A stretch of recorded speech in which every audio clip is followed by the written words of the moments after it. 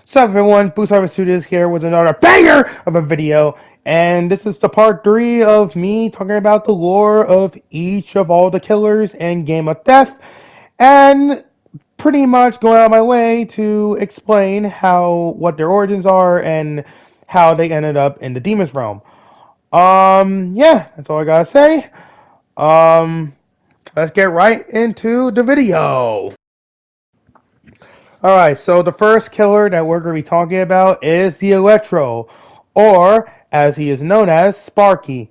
Now, before I get to the topic of his lore and how he ended up in the Demon's Realm, um, basically, just let you know, this is also my friend's OC, Bradley, once again. So, shout out to Bradley once again, because he's the one who created this character.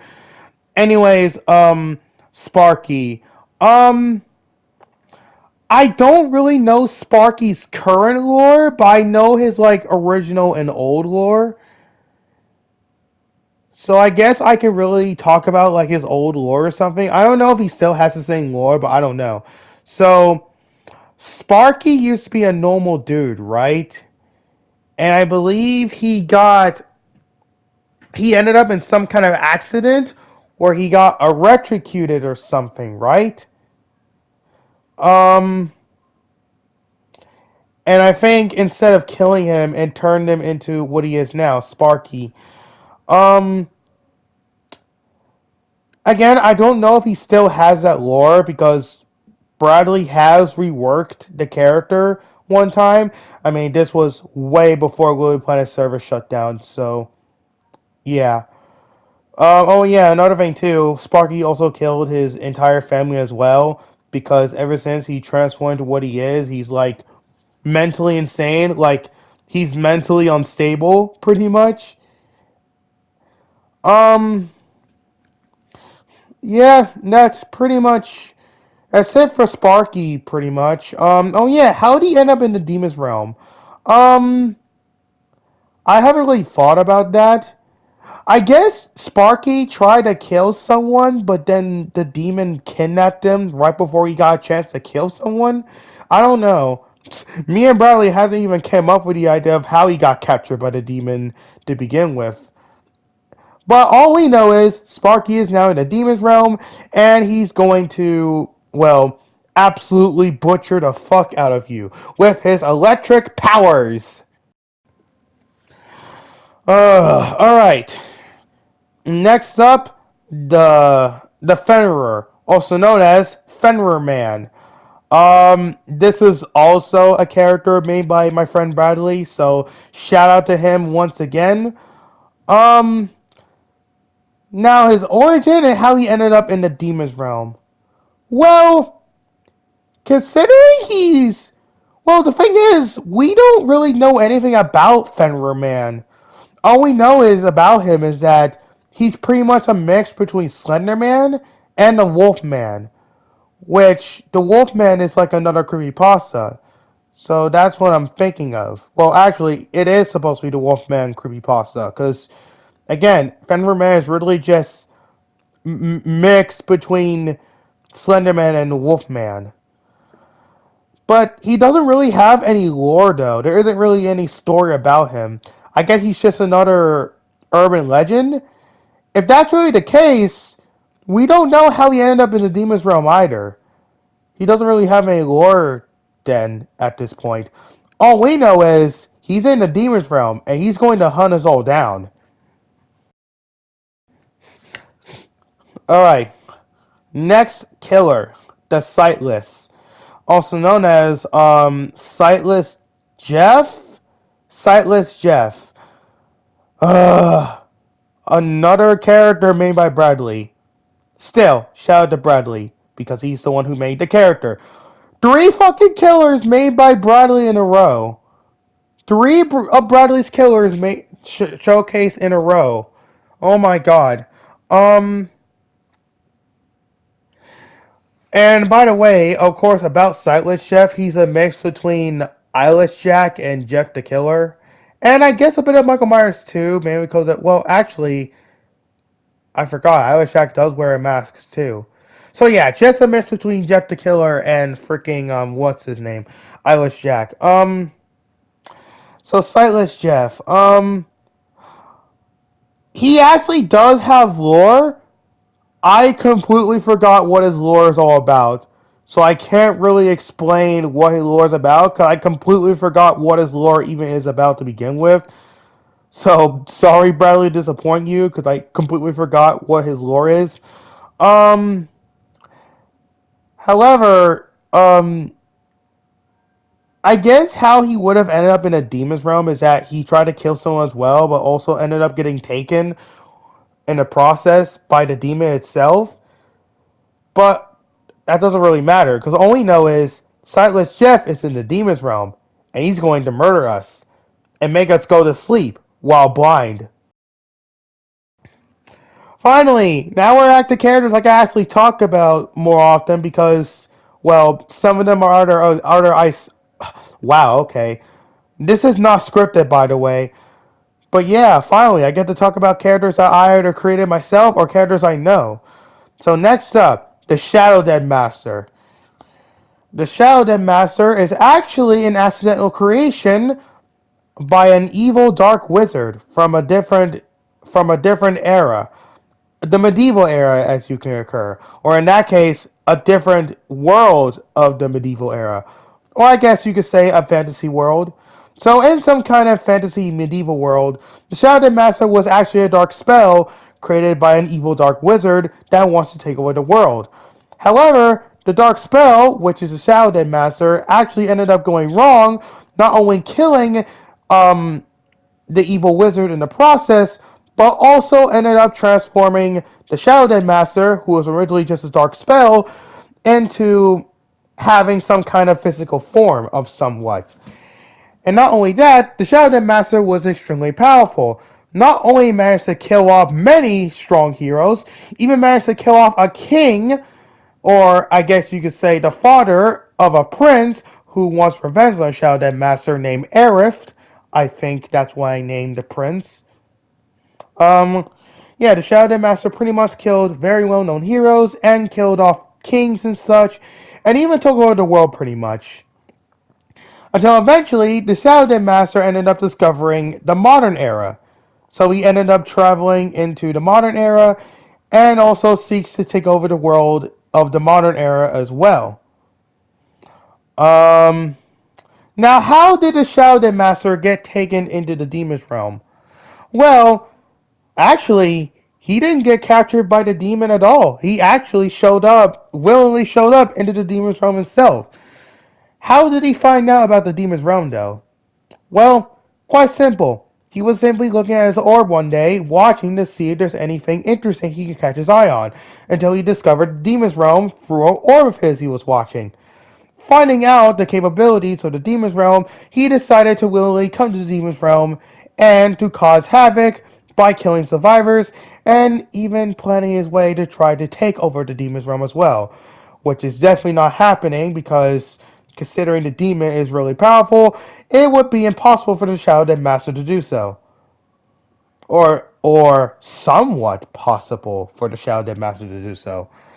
All we know is the Shadow Master is in the demon's realm, willing to cause terror and pain and suffering to the survivors, while also still trying to figure out how he can overthrow the demon and take over his realm. Next up, the Gargoyle. The Gargoyle was once a normal human who also existed in the medieval era. Yes, another medieval era like character. Um, he was once a normal human who existed in the medieval era. He lived in a corrupted kingdom, a very corrupt kingdom that he rebelled against. However, he was extremely careful when doing so because, well, he was careful until eventually many well-known corrupt guards, well, very elite knight of the corrupt kingdom, and even the kingdom itself of said corrupt kingdom, found out of what he planned to do and what he was trying to rebel against. Of course, he was rebelling against the corrupt kingdom.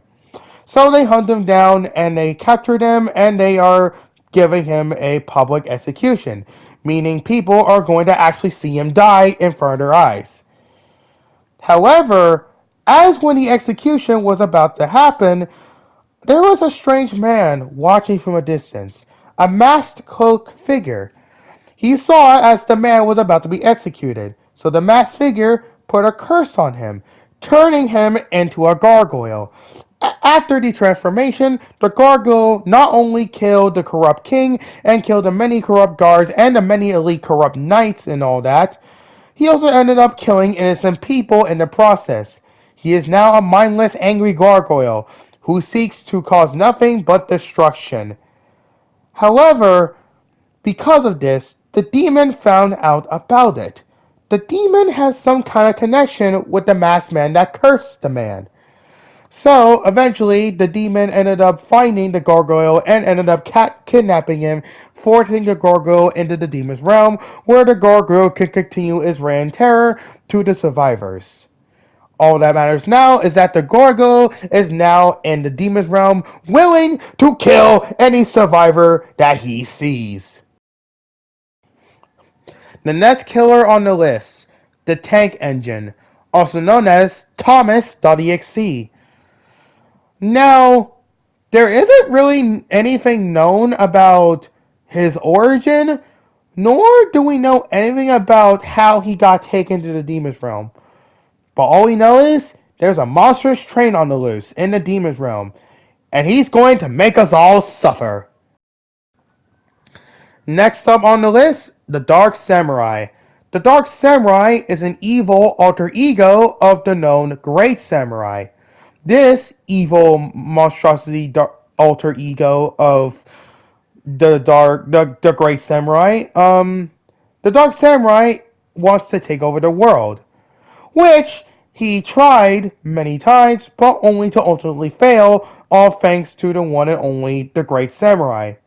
The Dark Samurai also has his three servants, the Shadow Ninjas, and even would have a fourth Shadow Ninja as a servant of him as well, which unfortunately the fourth Shadow Ninja turned against him. But how did the Dark Samurai get taken to the Demon's Realm? Well, let's just say, during a fight between the Dark Samurai and the Great Samurai, the Dark Samurai was snatched by the demon while they were battling, leaving the Great Samurai confused to what just happened. Now the Dark Samurai is in the Demon's Realm, forced to kill the survivors. The Dark Samurai himself doesn't enjoy the idea that he is stuck in a different world for all eternity. All he wanted to do was to take over the world. But now that he can't do that, he's not very proud about it. And he doesn't really enjoy being forced to play games with survivors either, considering he has no beef with the survivors to begin with. However, he's forced to.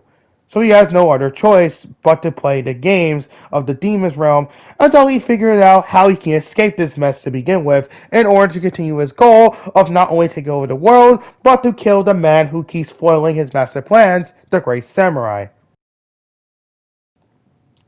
Next up on the list, the Curse, also known as the Great Casordio. Fun fact about Casordio, he's actually the one who turned the man into the gargoyle to begin with. So, in case you guys want to know, the masked figure that turned the guy into the gargoyle is none other than Casordio himself. Also, by the way, another fun fact about Casordio. Casordio is the second antagonist of Game of Death. Yes, he is Game of Death's secondary antagonist. Anyways, lore dropping time. This is going to be a long one. So, Casordio was actually a child at one point. Okay, well, he was a normal person at one point. But let's just say things were very horrible for Casordio from the very start. When Casordio, or in that case, what he used to be called Sordio, Sordio, when he was a child, he was captured and, of course, taken by prisoner into a corrupt kingdom, imprisoned and enslaved to do dirty works for all eternity, even as adult. However, that wasn't the case. Even during his suffering and imprisonment as a child in a corrupt kingdom, along with the many other children who ended up being captured by the corrupt kingdom, or at least the knights of the corrupt kingdom, the demon actually ended up showing up to Sordio and granted Sordio extremely powerful powers. More specifically, dark magic. Many dark magic and many capabilities of what he can do. When Sordio gained the power, he used that power to his own advantage to help himself and the many children to escape the corrupt kingdom, killing many knights, many guards, and even managed to cause major damage to the corrupt kingdom in the process.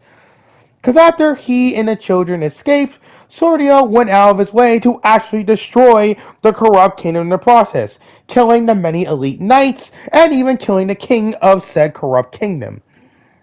Ever since then, Sordio and the many children he helped escape were now free from the madness, now continuing to live their lives throughout many years, until adulthood, obviously. Now, ever since Sordio, ever since then, even before he got the powers, Sordio actually made a friend. He and his friend actually got along even during their worst time. However, after they all got their freedom thanks to Sordio destroying the corrupt kingdom thanks to his powers, he still gets along with his friend even further while they were growing up. However, as time went on, Sordio disappeared without a trace. Nobody knows why he disappeared, but all that matters is that, well, he pretty much was gone. However, as many years go by, Sordio has returned, fully grown up. However, things went completely downhill for him ever since his return. When he came back, things were going well for him. He got to reunite with his old friend and even got to reunite with his family, despite having this dark powers of his. Things were going well for him when he came back as a fully grown man. However, eventually his life began to go extremely downhill. When people started to find out about his so-called powers, people began to turn on him, falsely accusing him of a dark wizard, or many evil beings. They falsely began to accuse him as an evil being, someone who is going to cause havoc into this world, which was not true. Sordio had dark powers, but he used them for good, not evil. At first, Sordio tried to ignore this. However, it only got worse as time went on. Not only did many people begin to hate on Sordio, except his friend, of course, but eventually it led to an even worse scenario. Um, Not only did it eventually cause many people to burn down the village he once lived in, but the people also killed his entire family, leaving Sordio to be alone, and the only person that Sordio has left is his best friend. And people even killed the children that he freed in the past, who are also now grown up, but they ended up getting killed because they had something to do with Sordio to begin with. So Sordio lost pretty much many people who knew him, all because of the fact he had dark powers and because people falsely accused him of being evil. Because of this, Sordio ended up snapping, going as far as to kill the many people who wronged him. Eventually, though, Sordio has become insane. Started becoming so insane that he actually ended up killing innocent people in the process. Not only that, he even started putting curses in innocent people, inflicting many different curses onto many innocent people who had nothing to do with his story. All because of the fact of the people who wronged him. Yes, Sordio, or as he's still called Sordio in the story, has become fully evil, all because people were causing problems to him, all because of false allegations against him. However, even after all that, even after all the horrible things he has committed, he doesn't commit those horrible acts to his best friend, who left him after realizing the monster Sordo has become. When Sordo knows that his friend left him, he didn't bother to kill him. He didn't bother to chase him. Sordo felt nothing but misery and loneliness. He realized that not only did he lost the family who cared about him, but he lost the friend who he cared about because his friend left him because he became a monster. Sordio ended up beginning to regret his actions now, realizing that violence didn't make things better for him. In fact, it made his life worse. Now, people are actively searching for him, hunting Sordio down. However, that's when the demon finally came to interfere with Sordio's life again. Knowing the tragedies that Sordio has faced, the demon, even though he was disappointed at the fact that he had to be a good guy for a while, but when the demon found out about Sordio's life going absolutely downhill, he made Sordio have a deal with him. He wanted Sordio to become the new leader of a cult, because it turns out the demon actually had a cult before that worshipped him. However, the old cult has fallen down. The whole reason that the demon came into his life to begin with, because he actually sensed the future that Sordio would be a new leader of a cult who would ever worship the demon. At first, Sordio wasn't entirely sure. Considering that Sordio's life has gotten very horribly wrong ever since he came back as a grown man, he realized he doesn't really have a choice. So he accepted the deal with the demon, and eventually, as time went on, not only did Sordio ended up becoming a leader of the new cult who worships the demon, but Sordo actually ends up going out of his way to not only enjoy causing the havoc like he did beforehand, but he even ended up started searching for other individuals who wants to join in the cult of the demon, because he wants to make sure that those people who suffered just like he did to join in the cult in order to become something better, to become something later. Now, the demon wanted the cult to be, well, a cult that worships them to cause harm to innocent people for the demon's sake. Because the demon is all about causing pain and suffering. But Sordio, who now goes by Cursordio, as what he prefers to be called, has a different idea. He didn't just take people in to become cult members for the sake of the demon. He also did it for his own sake. He did it because he has a belief.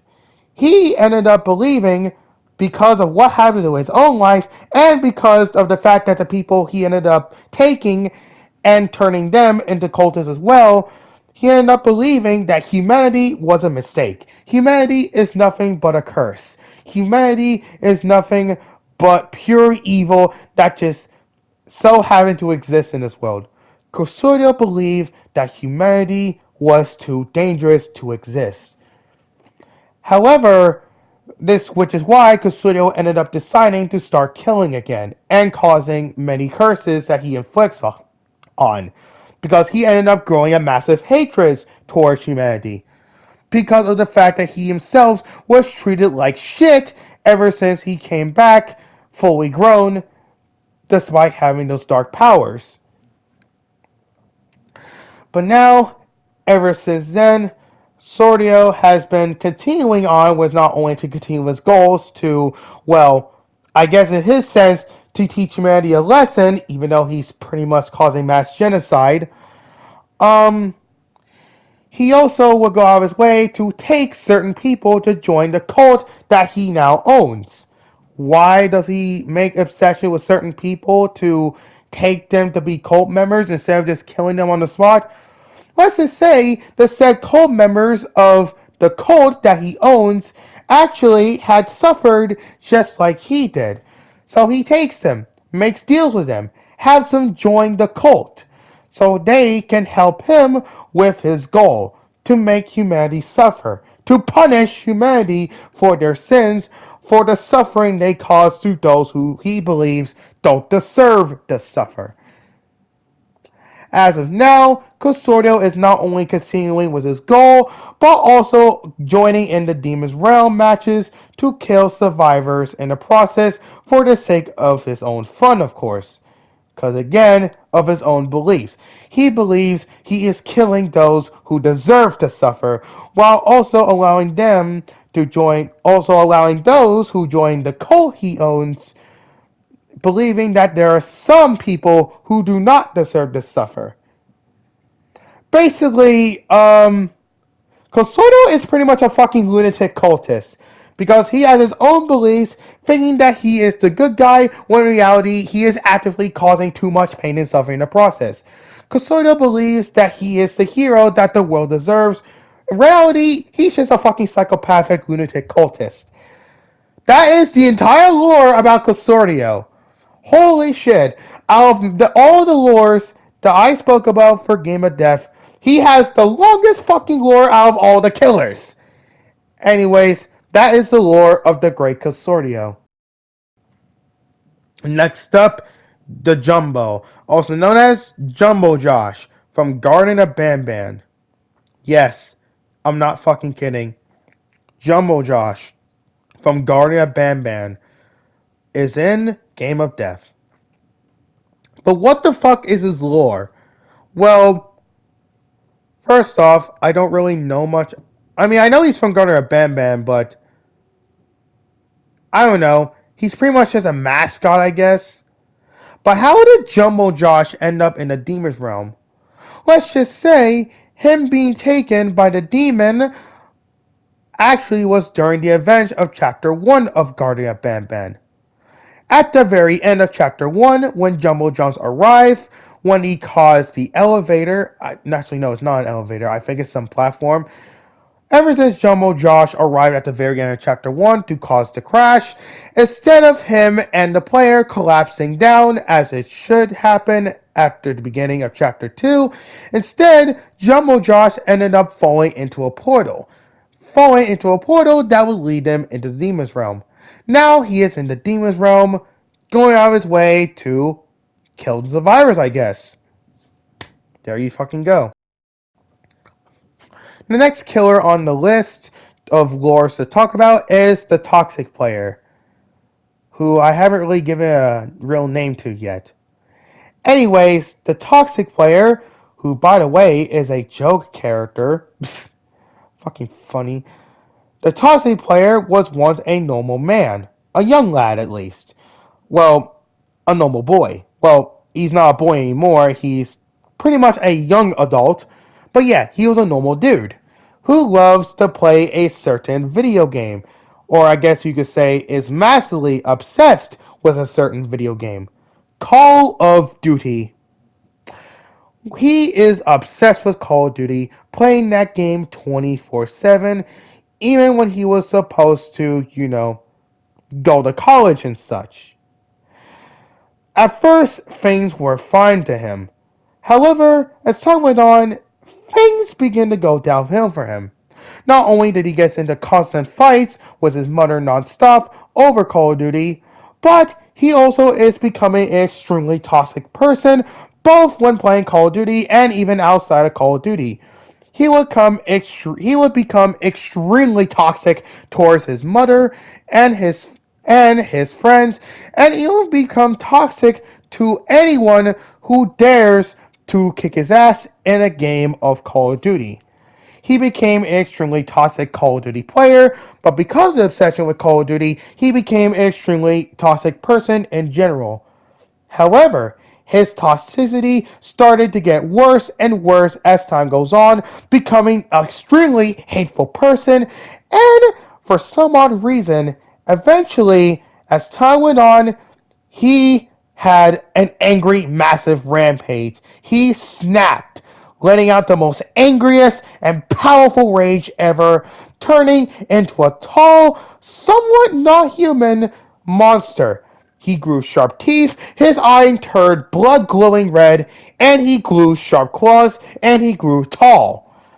Not only that, he became a monster. Now not only going out of his way to kill innocent people, but but not but before he went out to do that, he ended up robbing a gun store, stealing an M4A1.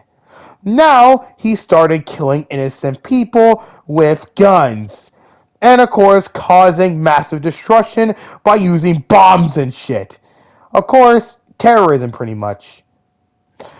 Eventually, the demon himself caught eyes with the toxic player, interested to his antics. When the toxic player was causing terrorism to a shop, he ended up getting kidnapped by the demon. Now he is in the demon's realm, forced to, actually, not even forced to at all. He is willing to kill the people, or in that case, the survivors in the demon's realm. Holy fucking shit, we are dealing with a toxic COD player. Fuck. And there you have it. Part 3 of each lore of each of the different killers in Game of Death. Holy fucking shit. That was a pretty long one, mainly because of Custodial's lore. Anyways, I hope you guys enjoy. I'll do a part 4 when it happens. Catch you all next time.